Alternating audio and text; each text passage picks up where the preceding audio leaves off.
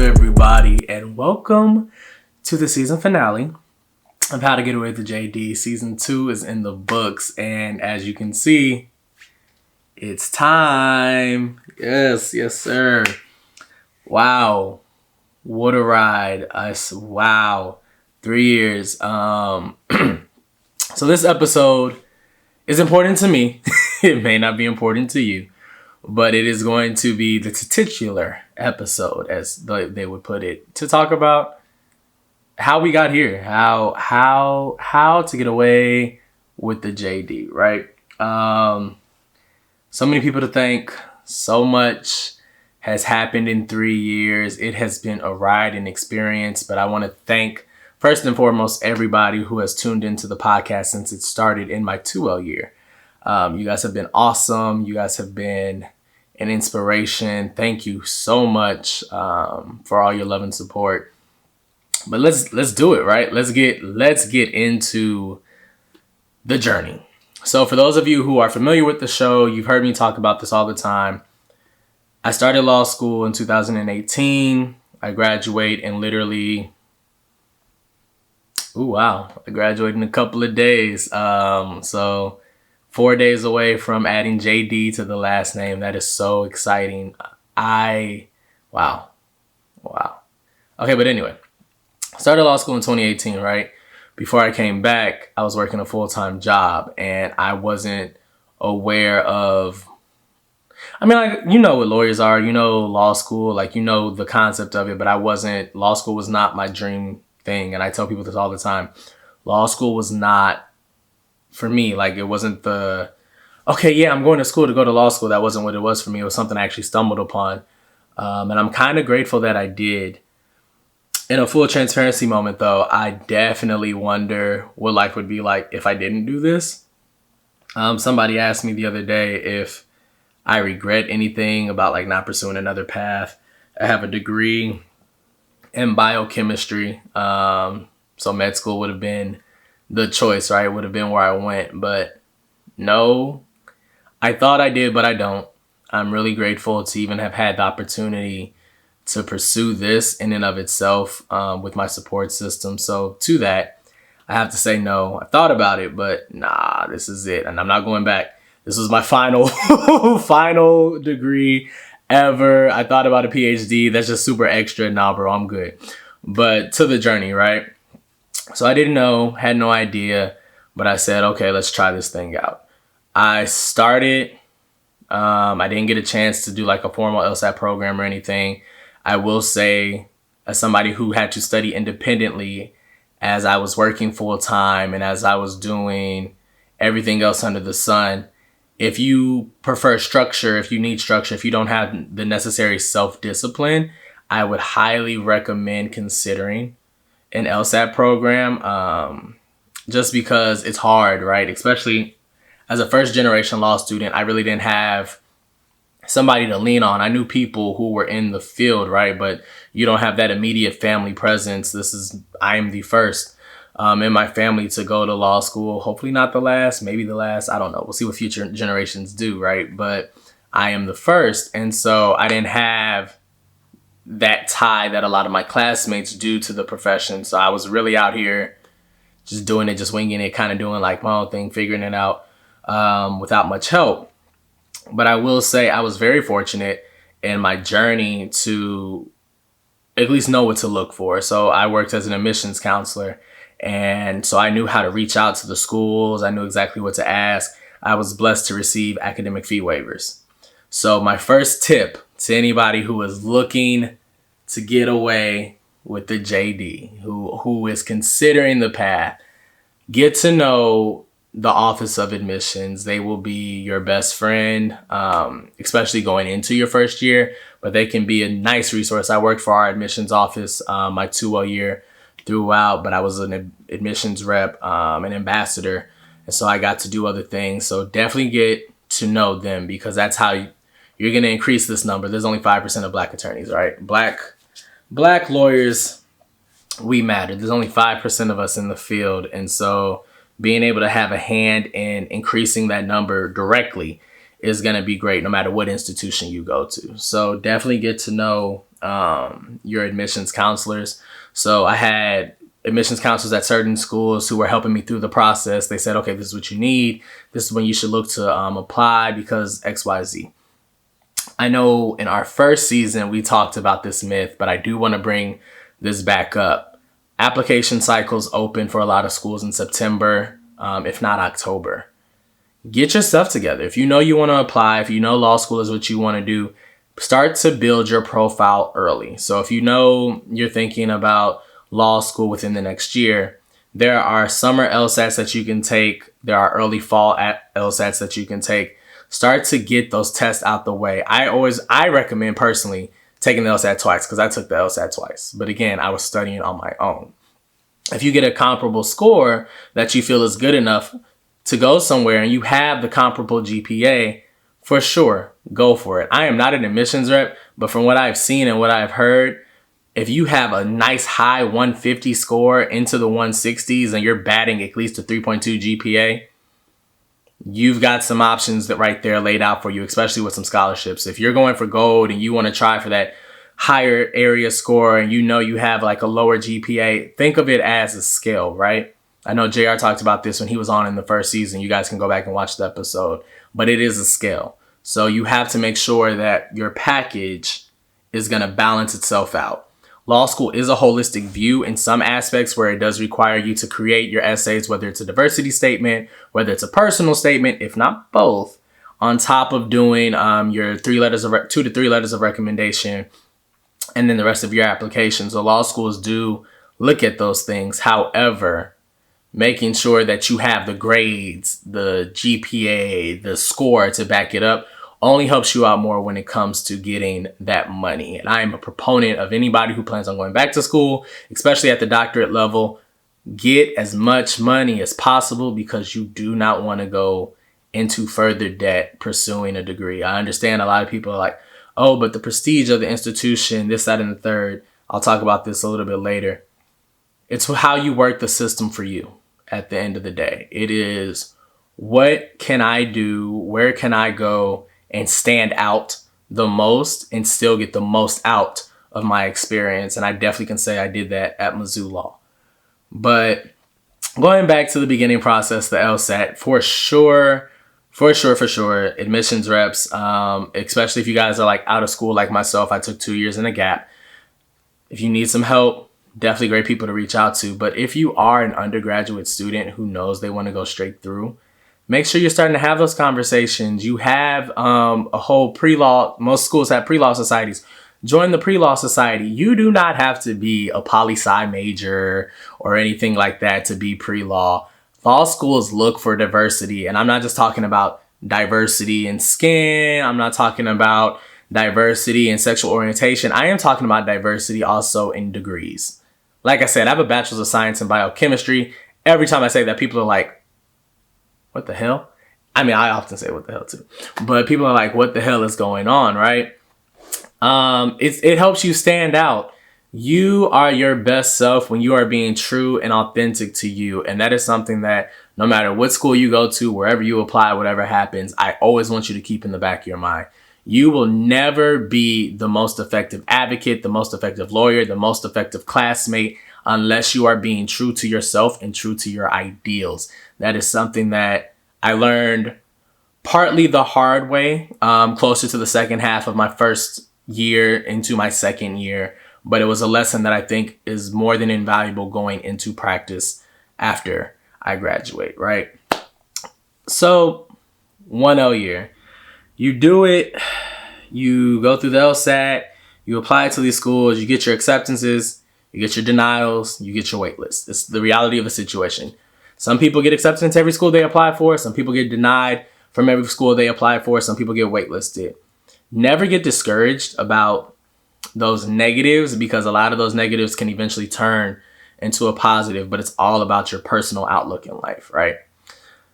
So you get there, you finally get to your 1L year and you walk in, people tell you, hey, read this book, or hey, maybe you should do this. Or a lot of people say, hey, take the summer off and relax because regardless, you don't know what you're getting yourself into in your first year, and it doesn't matter what you do, you'll never be prepared, right? To an extent, I agree with that. And I feel like we've talked about this in the season 1 finale. To an extent, I do agree that you should take time for yourself before starting law school, because law school, regardless of whatever your major was, is going to be unlike anything you've ever experienced to that point, right? But also, on the other hand, you have certain classmates who have a leg up on you because they have these advantages. They have this exposure. They may have things that you don't necessarily have. And so to come in completely blind, I think that's a little asinine to an extent.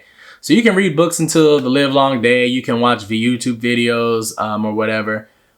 Those things will help you maybe understand, but it won't necessarily give you the true feel of law school. However, I'm not saying those things are negatives. I'm just saying don't let it consume your time.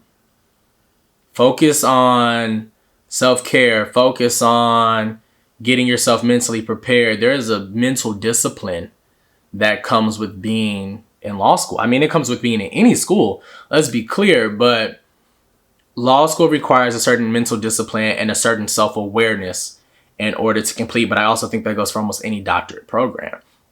But being able to walk in every day in a space that was not created for you and still being able to say, hey, I'm here. I belong here. I got here just like you, even if not harder than you. And I'm going to make this space work for me.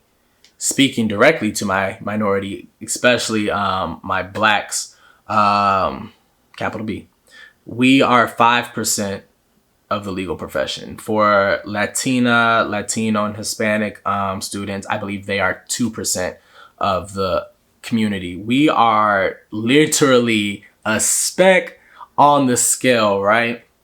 And as you go through law school, the system is not made for you to succeed. It is not readily accessible for you to succeed, which is another barrier that you're going to have to face outside of imposter syndrome, outside of your self-doubt. You walk into a classroom every day with people who do not look like you.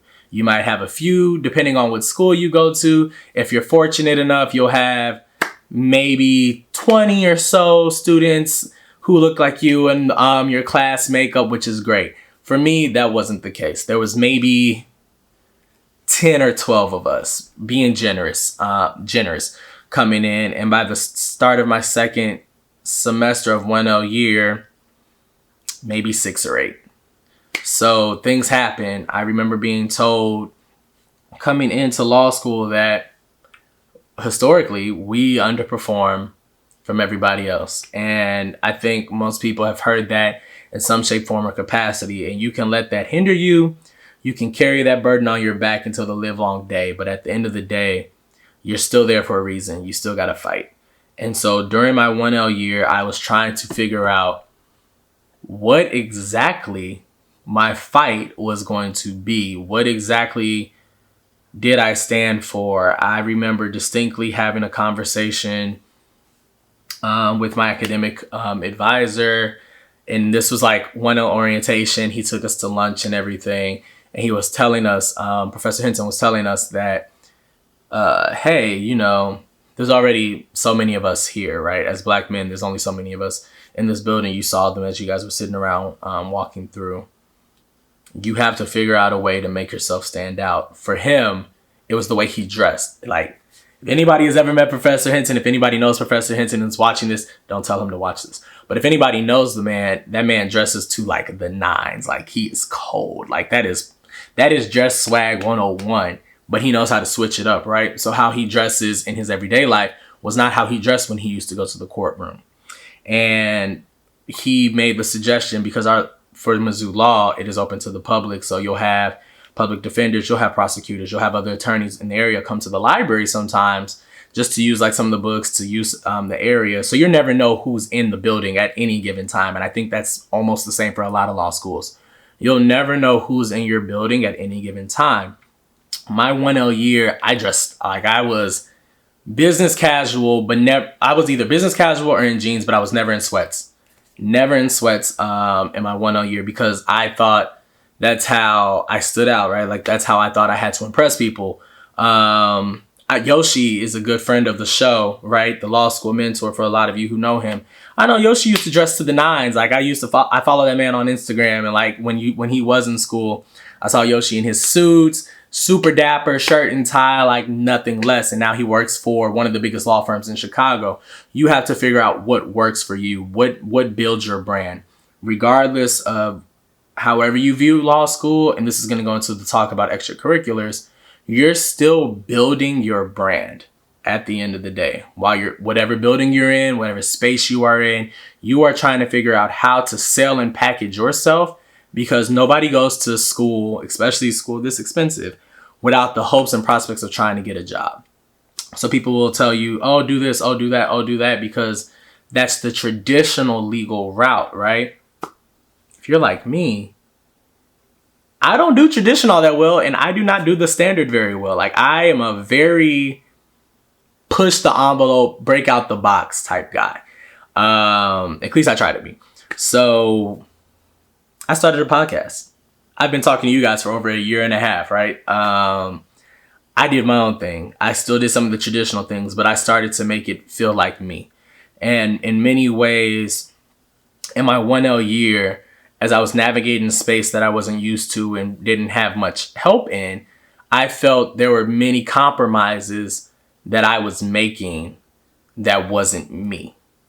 So in that regard, as you guys venture into law school, as you start your journey, if you are currently in your journey, don't compromise yourself just because it fits, just because it's safe, right? And I know I say this now, and I know a lot of people who know the journey are probably like, oh, you're only saying that because, you know, you have a job, you're graduating, you're saying all this. The reason I have my job, the reason that I've gotten a lot of what I've gotten, at least in this past year alone, I stopped compromising. And it felt weird at first because you get the eyes. It's already hard being this color, right? And in a school building, on interviews, everything else in between, I could only do so much. And I had to start taking back my peace of mind for myself. And so in that 2L year, 1L year, I realized no matter how much I did, no matter how much I sat and tried to be somebody I wasn't, it wasn't working for me. My grades, my first semester, they were cool. I was in the middle of the pack of the law school. I tell people this all the time. Was not the top, was not the bottom. I was like pretty healthy in the middle. And then it came time to look for jobs. So OCI season, non-pandemic, all these big law firms and everybody else is coming to campus. I'm applying to these big law firms, even though I'm hearing, oh, you're never going to get that job, blah, blah, blah, blah, blah. And I mean, in some respects, they were right? I didn't have the GPA or things that the traditional law firms look for. And I didn't have the resume thing. I had work experience, but I didn't have like the resume things that people were looking for or whatever. So I was sitting around watching everybody else get things, and I had nothing, like absolutely nothing.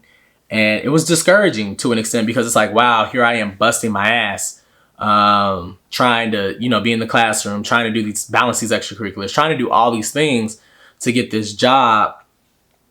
And I don't get it. Like people who, and this is no shade, but anybody, like people who have done literally half, if not less than, are out here easy breezy because they know they're set up with the job. Oh, they know they have these opportunities. I don't. And that's just the reality of the situation. So I was down, I was really down. I was really depressed for a lot of it. If anybody, most people don't know. So fun fact for the finale, right?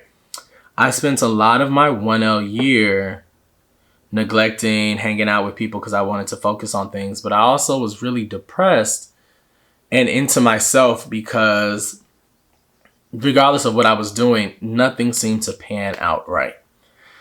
I got my for those who've watched the podcast, I got my 1L job off a whim. It was literally luck because at that point, it was almost time to, go into the summer, and I didn't have anything. And I had got this interview with Judge Epps, who is a magistrate judge out in Jefferson City, Missouri. And him and his law clerk were ripping me to shreds because I had turned in a piss poor application. Like, it was addressed to Jackson County Bar, which is in Kansas City, Missouri, and it's a prosecutor's office. I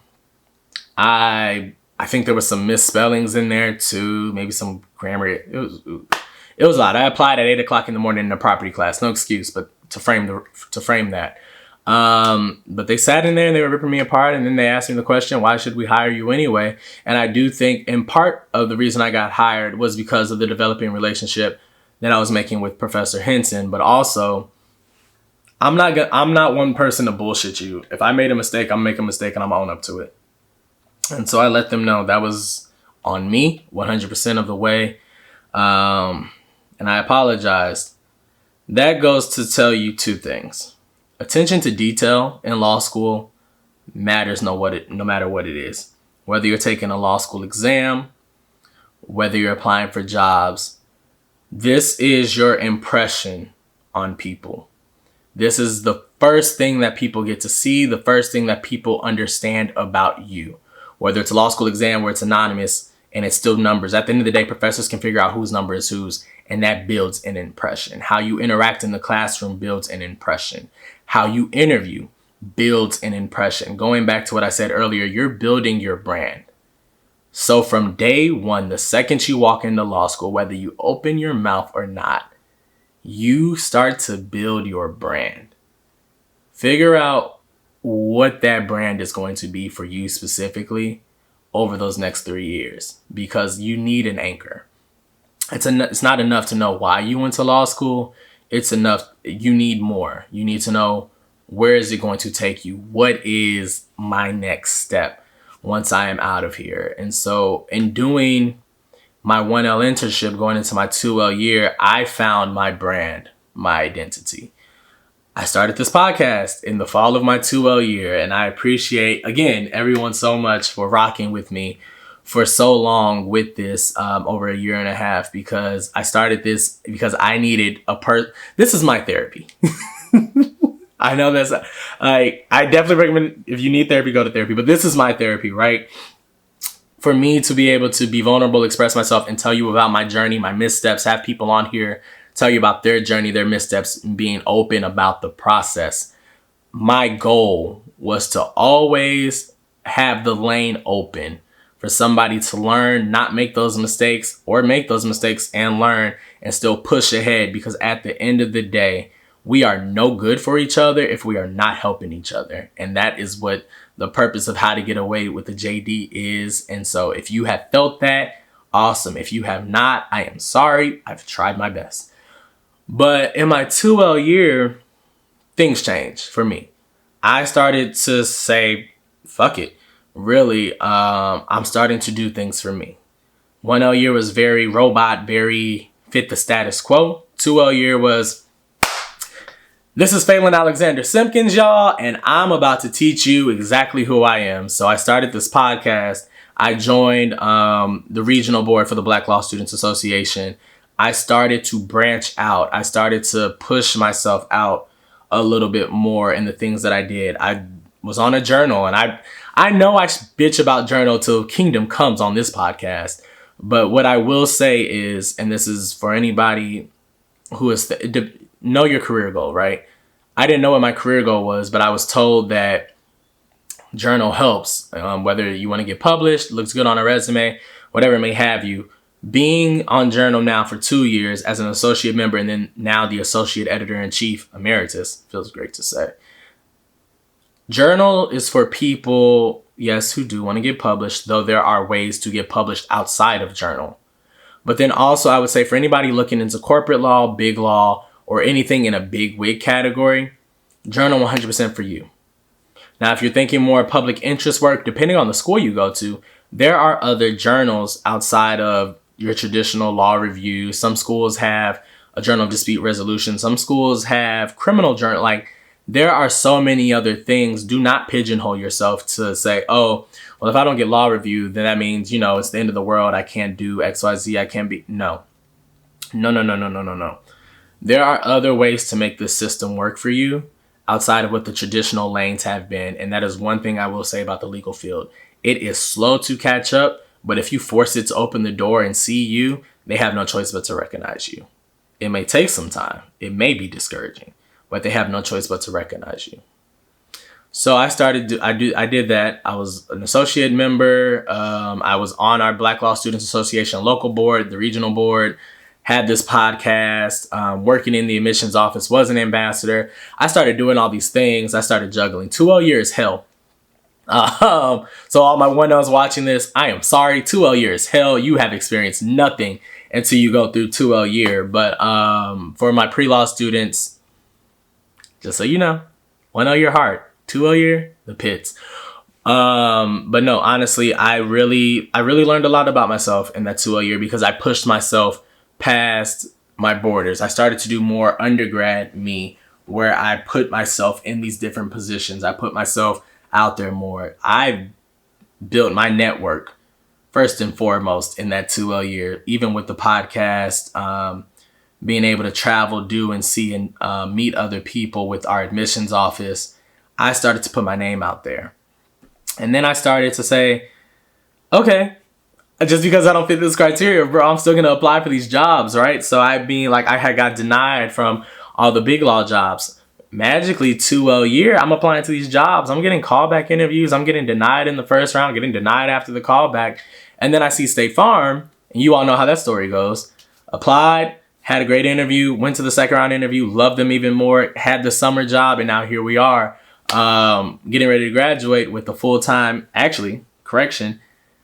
accepted offer, got the welcome letter just a couple of days ago. So I will be starting my legal career as an in-house counsel lawyer for a Fortune 50 company, working part-time in intellectual property and the other half in litigation. Two departments that historically, especially in-house, you wouldn't be placed directly into unless you had come from big law experience for maybe 3 to 5 years, something like that. I'm starting directly out the gate because I pushed myself to do that. I have a hard science background. Litigation is something that I love. Like, it literally, in my last year, all I've done is taken experiential classes that have given me courtroom experience, courtroom knowledge, things of that nature, whether it was jury instructions, pre-trial, advanced trial practice, different things like that. So I've been fortunate enough in 3L year not to have finals. Shameless plug. That's how you do 3L year right, bro. But either way it goes, that is definitely something I highly recommend, is figuring out who you are within those first 2 years, and then go for it. Do it. Have fun. Law school is a short time in hindsight, even though it feels like an eternity while you are going through it. But if you are able to really get to the core of you, I talked a lot, probably talked fast. My apologies. Gonna take a quick break and then we're gonna come back. I'm gonna tell you guys a little bit more about the journey, what's up next, and then sign out for the season. So stick with your boy. All right, so we're back, right? Real quick this is a 2L, 3L conversation technically. Clinics. I know I talk about journal a lot. I don't think I've talked about clinics enough. Clinics are an invaluable experience to your law school career, and I highly recommend anybody who is interested in anything get involved in a clinic. Your school should have at least something remotely close to what you plan on practicing, which is why I hope you chose the school in order to do that. So look into clinics because they give you the hands-on experience. They take the theory out of the classroom and put you directly in practice. My second semester of 2L year, before the pandemic hit, I was working in the prosecution clinic. So I got Rule 13 certified, which here in Missouri means I was licensed to practice under a practicing attorney who had an active bar license. So I was watching police camera footage, interviewing police, interviewing victims, going, having meetings, being in the courtroom, actually having to try cases, right? I was in the thick of those things, which I thought was so stressful at the time, but so dope looking back at it, because who can say that they had that on their resume? I've tried cases, I've prepared documents, I've done these things, And then in my 3L year, first semester, I worked for our entrepreneurship and legal clinic, and I helped startups create their business, whether it was creating a business plan, helping you set up your LLC, your S Corp, or anything else in between with documents, trademark research. I've done these things as a law student.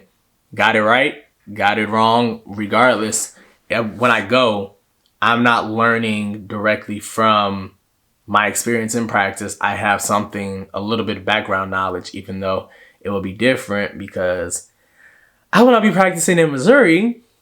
I will be practicing in Illinois, hopefully, if all goes according to plan with the bar. But yeah, no, so in 3L year now, right? The pandemic took a lot of my second semester of law school and mostly my 3L year away. But I think being able to sit down, being able to take the time while in law school for me, especially having classes completely virtual in my second semester of 3L and hybrid modeled in my first semester of 3L.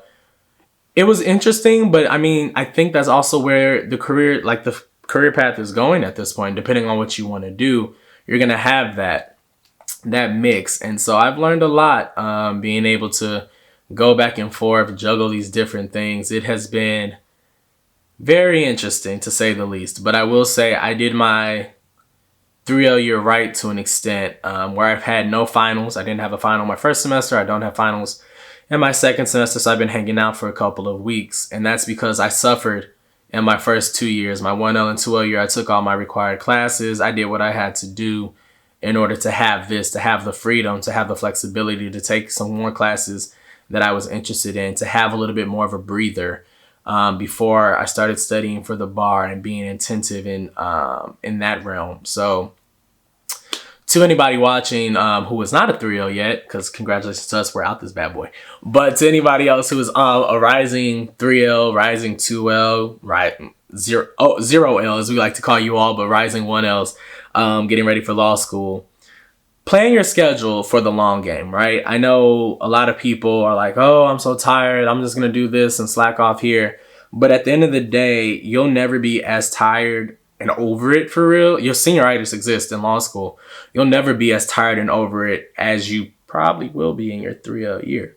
So being able to push through and take what you need to take, do what you have to do in your first 2 years, I promise will pay off in the long run when it comes to that 3L year. And you're sitting here like, wow, here I am 4 days away from graduation, and yikes. But that's just me. That's just a piece of advice.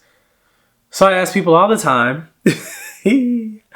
what piece of advice would they give to a pre-law student and a law student with law school? And I find it so crazy because I've asked that question for 2 seasons now. And now I'm asking myself, sitting here on this couch, giving you guys like real talk. For pre-law students, it is going to be the hardest thing, I think, unless you have a MD, in my personal opinion. I think this is going to be the hardest thing that you will ever do or have ever done up until this point.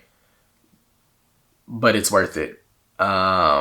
It is going to be a lot of long nights, a lot of long days, a lot of questioning yourself as to whether you belong, whether you are good enough to be here, whether you are doing things right. You are going to question yourself to the live long day. And just know that at the end of the day, no matter where you are, no matter what your LSAT score was, no matter what your class rank is, no matter what your GPA is, you deserve to be where you are. You fought, you did what you had to do. You are just as qualified as the person sitting next to you in any classroom, in any Zoom room, to be there. And you always need to remember that, because you need something to anchor you throughout this experience, and you doubting yourself is not going to help. So yes, it's going to be hard. Yeah, take the moments, take the time, cry if you have to. I'm not going to lie to you all. I've cried in law school a couple of times, but you can't quit. Don't quit.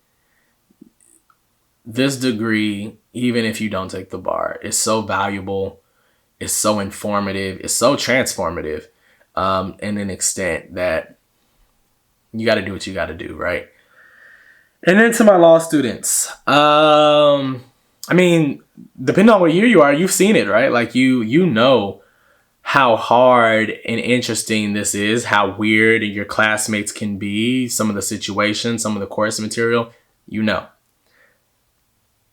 But at the end of the day, for my law students, my biggest piece of advice is to continue to build your brand. Figure out where you want to be, who you want to be, who are you in the legal community? Who do you want to be in the legal community? What does that look like? What is your legacy? Right? And I mean, for some people, it'd be like, oh, that's so dramatic because I'm just going to practice and be done. But at the end of the day, you really never know who is looking up to you. You never know who is watching you, and you never know who you can aspire to be better than you. So whether it's a fellow classmate, whether it's somebody like under you in school year, you would be very surprised on the influence that you can have, which is why your brand is so important. So definitely make sure you continue to build your brand, whether that is publications, whether that's starting a podcast, whether that's doing a blog, whether that's just carrying yourself as a good, kind human being, because let's be clear, we need work in this profession. We need references in this profession. Being a good, kind human being will take you places. So making sure that you are aware of that is going to be top tier. And, you know, I think you'd be very surprised on some of the doors that will open for you. There will be doors that close into your face. This is for everybody. This is going to be doors that close into your face. I think my law school experience, door after door after door after door have been closed in my face. I've been forced to cheer for people, even when it's something that I felt like I deserved or felt like I was qualified for and I didn't get, somebody else got that I know. I've been forced to reflect on myself and be put in uncomfortable positions. And I think I'm all the better for it. So you can either rise to the occasion or fall flat. And so I highly encourage you to really take stock in your environment, take stock in who you are as a person, and challenge yourself. Put yourself in those positions. Have those uncomfortable conversations. We will not advance as a field if we are all like-minded. And I think for too long, the legal community has played it safe to an extent, in terms of what we look for, what we accept, whether it's in admissions, whether it's in these big law firms, it's these different things. So being able to get yourself in the door somewhere will open the door for somebody else. So for me, the name is Phelan Alexander Simpkins. I am a first-generation law student. I am not a first-generation college student. I have a degree in biochemistry. I will have my Juris Doctorate as of May 16th, 2021, and will be studying for the bar to hopefully pass for the first time and be Esquire. I did not score high on my LSAT. I was in the very low 150 range. High 140s the first time, low 150 range the second time. I took it twice. I applied to 6 or 8 schools. I got denied from half, accepted directly to 2 with healthy scholarships, waitlisted at the other 2. My 1L year, middle of the pack. Second semester of 1L year, fell a little bit closer to the bottom. Barely had a job coming out. Then got my job. 2L year, fortunate enough to be blessed with a Fortune 50 company who took me on as an intern and kept me during a global pandemic, whether it was virtual, to then go on and accept a job at the end of my 2L, beginning of 3L year with the said Fortune 50 company, and will be starting in 2 of the hardest practice areas that there is, just because I didn't give up.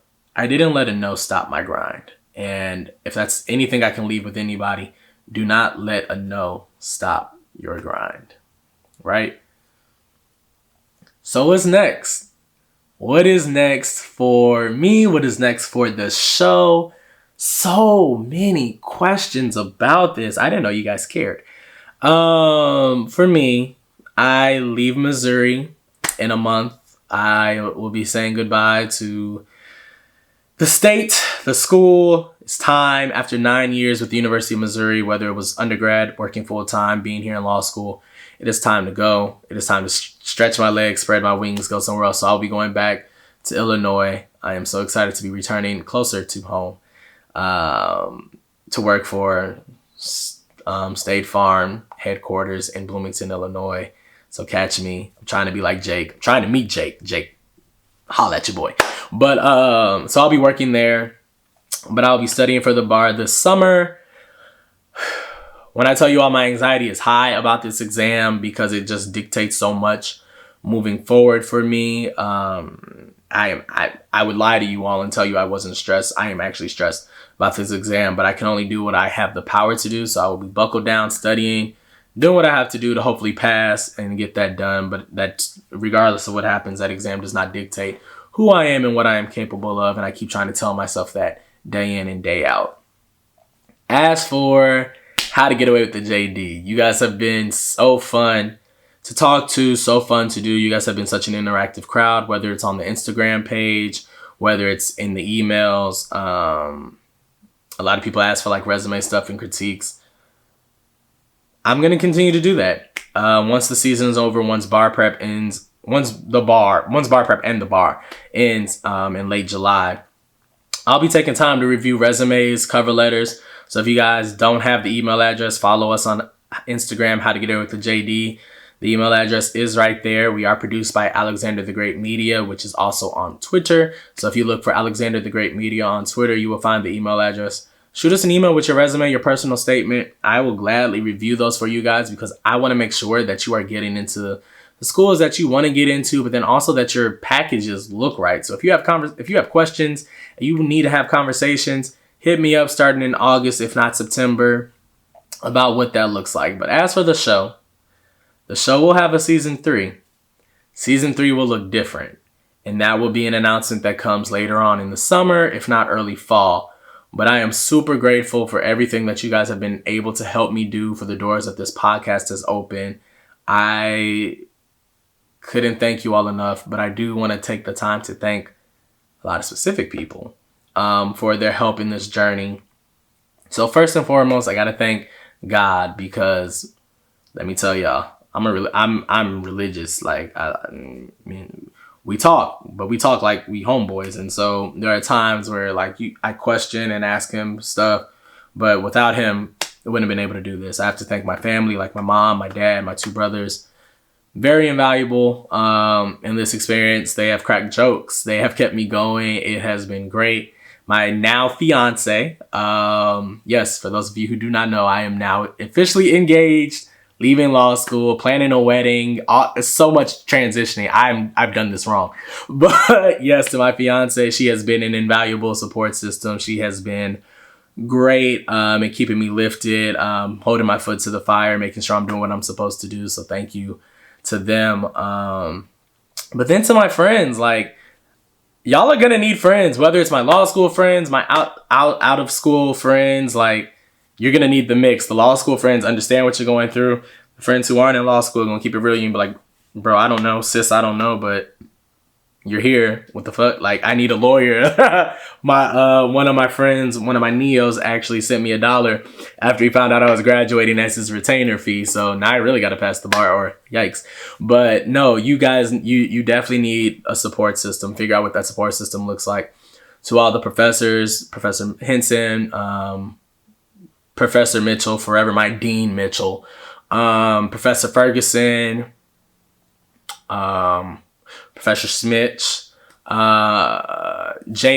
Swanigan, all of Denise, all my people in Holston Hall. Y'all know who y'all are. I appreciate you guys so much, because without you, this wouldn't have been possible. Without the push, the motivation, the ear to vent to, the real life experience, this wouldn't be a possibility. But then also, I really, really, really, really, really have to thank the attorneys that I've met along the way, right? So like Makita Brantley, Joseph Dumas, Judge Epps, Lakeisha Murdaugh, Devin Maddox, Patrina, Jeffrey, all of these people have played an invaluable role into building this brand, for me being the person that I am today, for me to be able to wear this hat for all these minutes on this podcast with y'all and talk to y'all about my experience. Everybody that I just named has had a part of that, right?